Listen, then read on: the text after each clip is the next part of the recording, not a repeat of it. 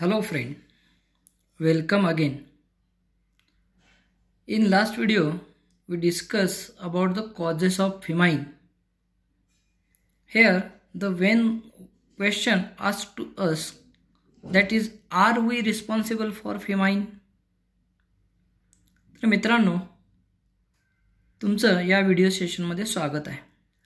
पाठीमागच्या व्हिडिओमध्ये आपण या दुष्काळाला कारणीभूत असणारी जी महत्त्वाची कारणं आहेत ती पाहिली होती. यानंतर या ठिकाणी एक प्रश्न आपल्याला विचारलेला आहे की आपण या दुष्काळाला जबाबदार आहोत का? तर याचं उत्तर आहे हो. आणि यामुळेच आपल्याला या ठिकाणी मॅनमेड कॉजेस ऑफ फेमाईन म्हणजे या दुष्काळाला कारणीभूत असणारी मानवनिर्मित कारणं कोणती आहेत त्याबद्दलही थोडी माहिती घ्यावी लागेल. First is imbalance between the rainfall and increased human population. म्हणजेच पडणारा पावसाचं प्रमाण आणि वाढती लोकसंख्या या दोघांमधला जो समतोल बिघडलेला आहे हे या दुष्काळाचं प्रमुख कारण या ठिकाणी आपल्याला दिसून येतं. See in the textbook, water shortage is increasing as the balance between the rainfall and the population is disturb. म्हणजेच पडणारा पाऊस आणि वाढती लोकसंख्या या दोघांमधला जे बॅलन्स आहे तो कुठंतरी खराब झालेला आहे, तो कुठंतरी बिघडलेला आहे आणि यामुळं पाण्याची कमतरता आपल्याला जाणवते आणि पाण्याची कमतरता जाणवतेलाच आपण काय म्हणतो, दुष्काळ म्हणत असतो. Second, the excessive demand for water resulting in to the water scarcity, unlimited lifting of water and its misuse. Though there has been a very high rise in the production of food grains as a result of the green revolution, the balance of the environment has been lost due to the use of chemical fertilizers, pesticides and weedicides etc. तर या ठिकाणी ही 2-3 कारणं आपल्याला या ठिकाणी पाहायला मिळतात. Third, the unlimited lifting of water, म्हणजेच सतत वाढणारा पाण्याचा अमर्याद उपसा आणि पाण्याचा गैरवापर. आता या ठिकाणी ही जी 2 कारणं आपण पाहिलीत त्यामध्ये काय पहिल्या कारणामध्ये, तर आज आपण पाहतो की आपल्या देशामध्ये हरित क्रांती मोठ्या प्रमाणावर झालेली आहे. मोठ्या प्रमाणावर वेगवेगळ्या प्रकारची पिकं घेतली जात आहेत, वेगवेगळ्या प्रकारचे फळं घेतली जात आहेत आणि हे करत असताना या पिकांवर, या फळांवर रोग पडू नये, त्यांची वाढ चांगली व्हावी यासाठी रासायनिक खते, जंतुनाशके, तणनाशके यांचा वापर मोठ्या प्रमाणावर होते आणि यामुळं अन्नधान्य उत्पादनात जरी प्रचंड वाढ झाली असली तरी याचे परिणाम हे गंभीर झालेले आहेत. पिकांवर गंभीर प्रमाणात त्याचे परिणाम दिसून येतात. जमिनीची धूप होताना आपल्याला दिसते. अशा प्रकारचे अनेक कारणं आपल्याला या ठिकाणी दिसून येतात. The fourth reason is erosion of land and last reason is misuse of water. त्याचबरोबर या ठिकाणी जमिनीची धूप हे सुद्धा एक महत्त्वाचं कारण या ठिकाणी दिसून येते. ज्यावेळी मोठ्या प्रमाणावर पाऊस पडतो त्यावेळी मोकळ्या मैदानावरची किंवा शेतातली जमीन मोठ्या प्रमाणावर या पाण्याबरोबर वाहून जाते आणि वाहून गेलेली माती पुढे जाऊन समुद्राला मिळते आणि त्यामुळं जी मातीची जी उत्पादकता आहे ती उत्पादकता कमी होते, पाणी धरून ठेवण्याची क्षमता कमी होते आणि त्यामुळं पाण्याची कमतरता आपल्याला भासते. त्यानंतर 5वा जो मुद्दा आहे तो आहे मिसयूज ऑफ वॉटर, म्हणजे पाण्याचा गैरवापर. आता बऱ्याच वेळेला मानवी चुकांमुळे अनेक ठिकाणी पाण्याचा गैरवापर होताना आपल्याला दिसून येतो. बऱ्याच ठिकाणी पाणी वाया जाताना सुद्धा आपल्याला दिसून येतं. अशा पद्धतीनं we are responsible for the famine in the many ways. अशा पद्धतीनं वेगवेगळ्या मार्गाने आपण या दुष्काळाला काय आहोत, कारणीभूत ठरत आहोत. आता मग ही जर दुष्काळाची कारणं असतील, आपण याला कारणीभूत असेल तर आपण याबद्दल काय करू शकतो, हा जर दुष्काळाची तीव्रता कमी करायची असेल किंवा दुष्काळ आपल्याला घालवायचा असेल तर आपण या ठिकाणी काय करू शकतो. Let us see what can we do to ease the severity of a famine. तरी दुष्काळाची तीव्रता कमी करण्यासाठी आपण काय काय करू शकतो, आपल्याकडे त्याबद्दल कोणते उपाय आहेत. तर या ठिकाणी 4 उपाय आपल्याला सांगितलेले आहेत. We can see here the 4 plans for we can severity of famine. First, planned usage of water and reuse of water. तर सगळ्यात महत्त्वाचं काम काय केलं पाहिजे आपण, तर पाण्याचा वापर हा नियोजनपूर्वक केला पाहिजे. म्हणजे आपल्याकडं पाणी किती उपलब्ध आहे आणि त्याचा आपल्याला पुढचा पाऊस पडेपर्यंत वर्षभर ते आपल्याला पाणी वापरायचं आहे. मग ते वापरण्यासाठी आपण काय केलं पाहिजे, त्या पाण्याची उपलब्धता आणि त्याचा वापर, मग ते आपल्याला शेतीसाठी करायचं असेल किंवा घरातल्या कामासाठी वापरायचं असेल तर त्यानुसार त्या पाण्याचं काय केलं पाहिजे, आपण नियोजन केलं पाहिजे. आणि त्या नियोजनाप्रमाणे जर का आपण पाण्याचा वापर केला तर पाण्याची उपलब्धता आपल्याला वर्षभर होऊ शकते आणि आपण या दुष्काळापासून मुक्तता मिळवू शकतो. Second, proper planning of water conservation and harvesting at the local level. त्याचप्रमाणे काय करायचं आहे, तर जे जलसंधारणाचं काम जे आहे, म्हणजे पावसाचं पडलेलं पाणी जे वाहून जातं ते पाणी वाहून जाऊ न देता आपल्याच भागामध्ये ते कसं साठवता येईल यासाठी आपण काय केलं पाहिजे, लोकल लेवलवर म्हणजे स्थानिक पातळीवर काय केलं पाहिजे, जलसंधारणाचं योग्य नियोजन केलं पाहिजे. त्यासाठी मग बांध घातले गेले पाहिजेत. त्याचप्रमाणे हे वाहून जाणारं पाणी वाहून जाऊ नये म्हणजे नाला बंडिंग केलं पाहिजे. अशा प्रकारच्या विविध योजना वापरून आपण हे वाहून जाणारं पाणी आपल्याच भागामध्ये साठवू शकतो किंवा जमिनीमध्ये मुरवू शकतो.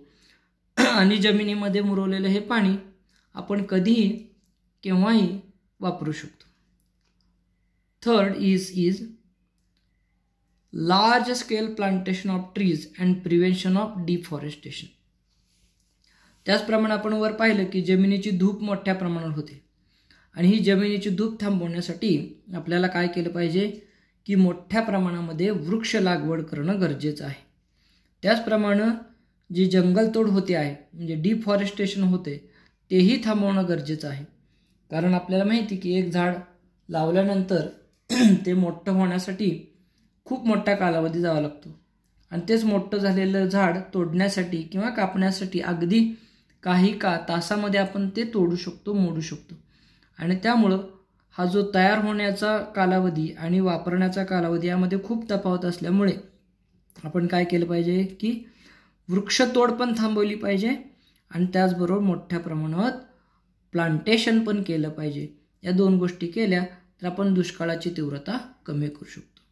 आणि last ease of severity of famine is making appropriate changes in the plans taking in to account the weather forecast. आणि त्याचप्रमाणे हवामानामध्ये होणारे जे बदल आहेत ते बदल लक्षात घेऊन आपण आपलं पाण्याचं नियोजन केलं पाहिजे. अलीकडं सायन्स अँड टेक्नॉलॉजीच्या मदतीनं आपल्याला पुढच्या वर्षीचा जो हवामानाचा अंदाज आहे तो लवकर कळतो, यावर्षीसुद्धा कळू शकतो. आणि त्यावेळी जे हवामानामध्ये बदल होतात ते काही दिवस काही महिने आधीच आपल्याला सांगितले जातात. आणि त्यामुळं हे जे आपल्याला मिळणारी जी माहिती आहे हवामानामध्ये होणाऱ्या बदलाची त्या माहितीचा आधार घेऊन आणि त्याचबरोबर ती माहिती योग्य प्रकारे वापरून पाण्याचा वापर आपण काळजीपूर्वक व नीट केला तरीसुद्धा आपण या दुष्काळावर चांगल्या पद्धतीनं मात करू शकतो. अशा पद्धतीनं हे 4 आपण उपाय या ठिकाणी पाहिलेले आहेत की ज्या उपायांचा आपण उपयोग करून या ठिकाणी दुष्काळाची तीव्रता कमी करू शकतो किंवा दुष्काळ दूर करू शकतो, हे आपण या ठिकाणी लक्षात घेतलं पाहिजे. त्याचबरोबर इथं या छोट्या चौकटीमध्ये काय म्हटलंय पहा, large scale tea plantation, no famine, no land erosion. या ठिकाणी आपल्याला एक स्लोगन तयार केलेलं आहे, एक घोषवाक्य तयार करून दिलेलं आहे. नको दुष्काळ, नको जमिनीची धूप, झाडे लावा खूप खूप. हे मराठीमध्ये आहे.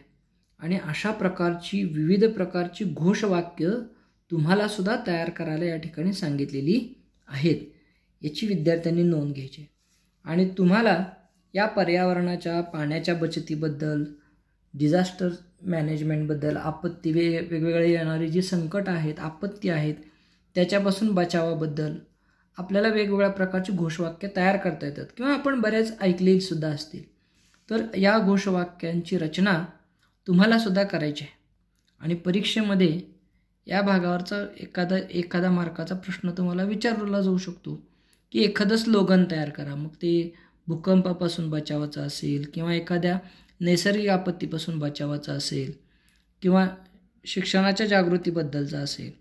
अशी वेगवेगळ्या प्रकारची स्लोगन आपल्याला तयार करता आली पाहिजेत. आणि या ठिकाणी एक स्लोगन त्यांनी दिलेलं आहे. अशाच पद्धतीनं तुम्हीसुद्धा वेगवेगळी घोषवाक्य करू शकता.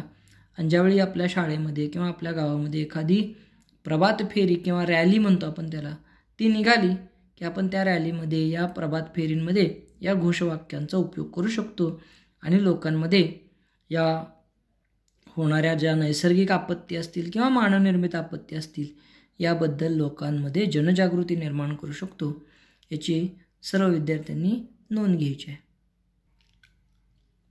The next disaster is cloud burst. पुढची जी आपत्ती आहे ती म्हणजे ढगफुटी. Sometimes the water coming down from the rain clouds does not reach the land in the form of rain. Instead, due to the very high temperature near the land, it vaporizes and goes back into the same cloud.